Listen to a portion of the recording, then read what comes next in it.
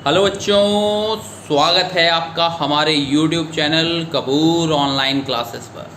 तो last video में हम लोगों ने बात की थी क्वाड्रेटिक इक्वेशन की। क्वाड्रेटिक इक्वेशन हम लोगों को समझ में आ गया था। क्वाड्रेटिक इक्वेशन में कहीं पर कोई भी डाउट नहीं था। हम लोगों ने कुछ न्यूमेरिकल भी किए थे इसके, ठीक है। उसमें स्प्लिटिंग द मिडिल टर्म था, श्रीधराचार्य फॉर्मूला था। तो इसके बेसिस पर हम लोगों ने कुछ न्यूमेरिकल इसके कर लिए थे। आज एकदम नया टॉपिक है, फ्रेश टॉपिक है, 10th में भी नहीं किया हुआ है हम लोगों ने। क्लास 11th मैथ्स में करेंगे, अभी किया नहीं, ठीक है। तो वो टॉपिक है बाइनोमियल थ्योरम। अब बाइनोमियल थ्योरम की हम बात करने जा रहे हैं, ठीक है। तो देखो, तो बाइनोमियल थ्योरम में देखो क्या है। बाइनोमियल थ्योरम में तुम्हें एक्सपेंड द टर्म होगा या एक्सपेंड द फंक्शन होगा। जैसे मान लो x plus a raise to power n लिखा हुआ है, x plus a whole power n। तो अब यहाँ पे कई नए टर्म आएंगे। जैसे मान लो लिखा हुआ है, पहले तो एक्सपेंशन देख लो इसका, x प्लस ए पावर n है, तो ये आ गया nc0। जो भी पहला टर्म है उसकी पावर पूरी ले जाओ, x की पावर n एंड a की पावर 0। जो फर्स्ट टर्म है उसकी मैक्सिमम पावर और जो सेकंड टर्म है उसकी पावर 0। फिर अब nc1, जो इधर देखो nc0 चलेगा, इधर nc1 बढ़ता जाएगा, फिर nc2, फिर nc3 और ऐसे ऐसे आखिरी में जाकर के कितना हो जाएगा ncn। तो ncn वाले टॉपिक समझ में आ गए सारे। अब पावर वाले देख लो। पावर में क्या होगा, x की पावर n, a की पावर 0, फिर हो गया x की पावर n माइनस 1, a की पावर 1, x की पावर n माइनस 2, a की पावर 2। ऐसे लास्ट में जब जाएगा तो x की power n minus n into a की पावर n, ठीक है। तो एक्सपेंड करना आया क्या है, पहले तो c वाली टर्म समझ लो, nc0 जितने भी हों, nc0 से लेकर के कहाँ तक जाएंगे, ncn तक जाएंगे। फिर पावर और फर्स्ट टर्म और सेकंड टर्म में समझ लो, फर्स्ट टर्म की पावर मैक्सिमम जाएगी x की पावर n और a की पावर हो जाएगी 0। फिर आएगा nc1, x की पावर n माइनस 1, a की पावर 1, nc2, x की power n minus 2 into a की पावर 2। ऐसे ही लास्ट तक जाएगा तो आ जाएगा प्लस ncn, x की power n minus n into a की पावर n, ठीक है। तो अब इसके बाद देखो, अब हम सेकेंड लाइन पर आते हैं। तो देखो उसमें लिखा हुआ है nc0, a की पावर 0 तो तुम्हें पता है 1 हो जाएगी, तो ये बचा x की पावर n, और बीच में कहीं चेंज नहीं किया हमने। यहाँ पे x की पावर n माइनस 2 इंटू है, ये प्लस नहीं है, इंटू a स्क्वायर, और लास्ट में x की पावर n माइनस n हो जाएगी 0, तो वो भी हो गया इतना।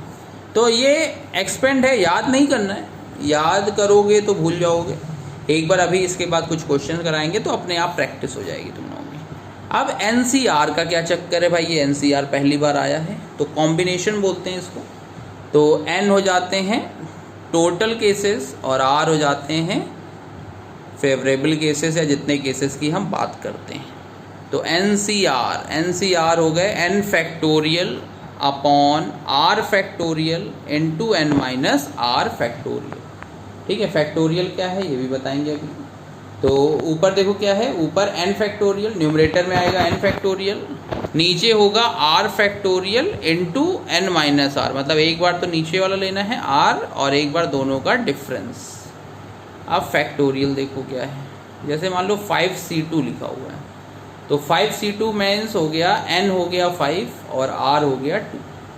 तो यहाँ पे अगर हम लिखते तो आता 5 फैक्टोरियल, इसको कर लिखते तो आता 5 factorial upon 2 factorial into 5 minus 2, that means 3 factorial. यहाँ तक किसी को डाउट है, ये फॉर्मूले से इतना आएगा।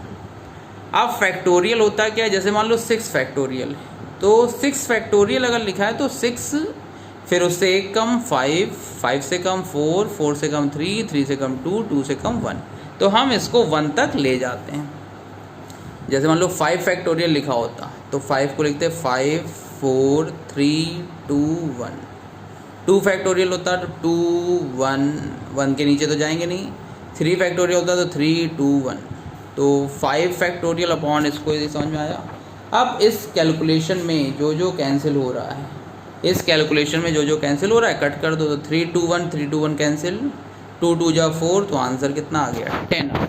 इसको एक बार कॉपी पेन में करो सब लोग, कॉपी पेन में करोगे तो पता चलेगा कहाँ पे गलती कर रहे हो, ठीक है।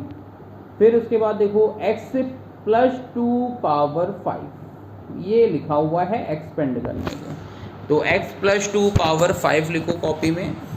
तो देखो जब x + 2 पावर 5 सॉल्व करोगे तो पहले तो आया 5c0 5c1 5c2, ऐसे लास्ट टर्म जो आएगा वो आ जाएगा 5c5। यहाँ तक कोई डाउट है किसी को?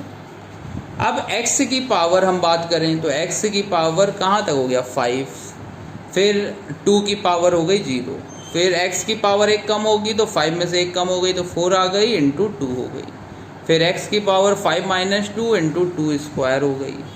ऐसे ही करते हुए इसको हमने सॉल्व कर लिया, तो ये यहाँ तक पूरा एक्सपेंड हो गया। अब एक्सपेंड तो हो गया लेकिन हमें 5c0 5c1 5c2 इन सब की वैल्यू भी तो फाइंड करनी थी।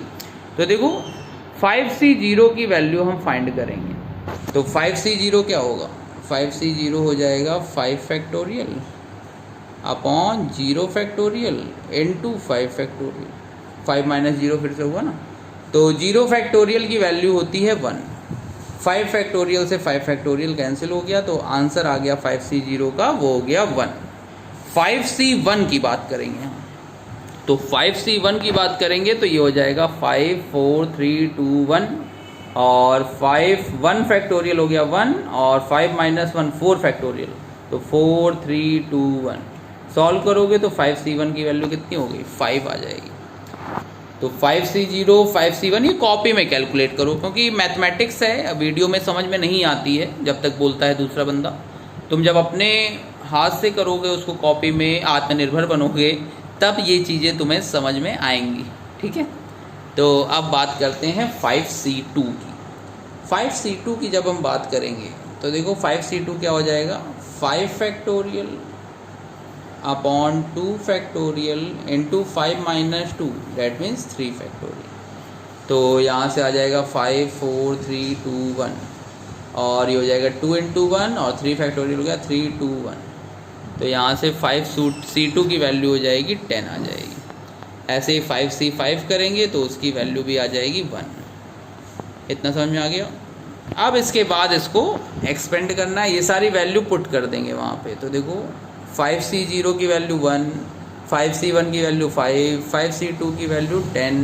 ऐसे करते हुए जब हमने वैल्यू पुट की तो देखो आया 1 इंटू एक्स की पावर 5, 5 था 5c1 की वैल्यू, 2 पहले से था, तो 5 इंटू 2 हो जाएगा 10x की पावर 4, फिर ऐसे 10 और यहाँ पर 4, तो 40x³ प्लस कांस्टेंट टर्म 2 की पावर 5 डैट मीन्स 32 आ जाएगा। तो एक्सपेंड कैसे करते हैं ये समझ में आ गया। अब जैसे मान लो x + 3 की पावर 4 दिया हुआ है, तो पहले एक लाइन लिख लिया करो एक्सपेंड वाली, फिर उसके बाद तुम्हें जिसकी जिसकी नीड हो रही वो चीज़ें लिखो। तो x + 3 पावर 4 है, तो 4c0 4c1 4c2 4c3 4c4। अब सबकी वैल्यू हमने पहले कैलकुलेट कर ली, तो 4c0 की वैल्यू आ गई, या पहले देख लो 4c0 वाली लाइन समझ में आ गई, 4c0 4c1 4c2 4c3 and 4c4। अब x + 3 की पावर 4 लिखा हुआ है, तो x की पावर 4 3 की पावर 0, फिर पावर कम होंगी तो x³ 3 की पावर 1, फिर आ जाएगा x² 3 स्क्वायर, फिर आ जाएगा x पावर 1 3³, और फिर x पूरा कम हो जाएगा और 3 की पावर मैक्सिमम हो जाएगी। तो ये पूरी चीज़ें समझ में आ गई। अब इसके बाद देखो 4c0 की वैल्यू हो गई 1, 4c1 की वैल्यू हो गई 4, 4c2 की वैल्यू हो गई 6। सॉल्व करना है इसको, सॉल्व करो इसको। देखो 4c0 को तुम लिखोगे 4 factorial upon 0 factorial into 4 factorial, तो 4 फैक्टोरियल से पूरा पूरा कैंसिल, तो आ गया 1। 4c1 की वैल्यू जब लिखोगे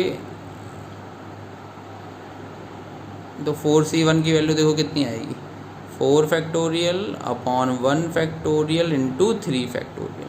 तो क्या किया करो कि 4 फैक्टोरियल है, इसको ब्रेक किया करो, देखो उससे नीचे क्या आ रहा है, नीचे 3 फैक्टोरियल आ रहा है, तो 3 फैक्टोरियल पे रोक दो, क्योंकि तुम्हें पता है अब कैंसिल हो जाएगा। तो कैंसिल हो गया, इसका आंसर आ गया 4। फिर हम बात करते हैं 4C2 की, तो 4 factorial upon 2 factorial into 2 factorial, तो इसकी वैल्यू हो जाएगी 6 हो जाएगी। ठीक है, तो ये सारी चीज़ें तुम्हें समझ में आ गई। ओके, तो यहाँ से ये हो गया x की power 4 plus 12x³ plus 54x² plus 108x plus 81। तो इस वीडियो में हम लोगों ने बाइनोमियल थ्योरम, बाइनोमियल क्यों बोलते हैं, क्योंकि बाई मीन्स 2, तो यहाँ पे 2 टर्म होते हैं, इसलिए इसको बोला जाता है बाइनोमियल।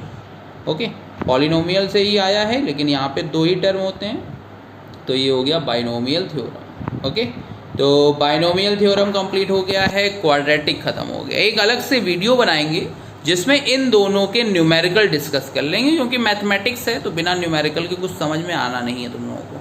तो अगली वीडियो का वेट करो बेटा, तब तक के लिए थ्योरी पढ़ लो और इसके रिलेटेड न्यूमेरिकल कराते रहेंगे। ठीक है, ओके बेटा, bye bye, take care all of you.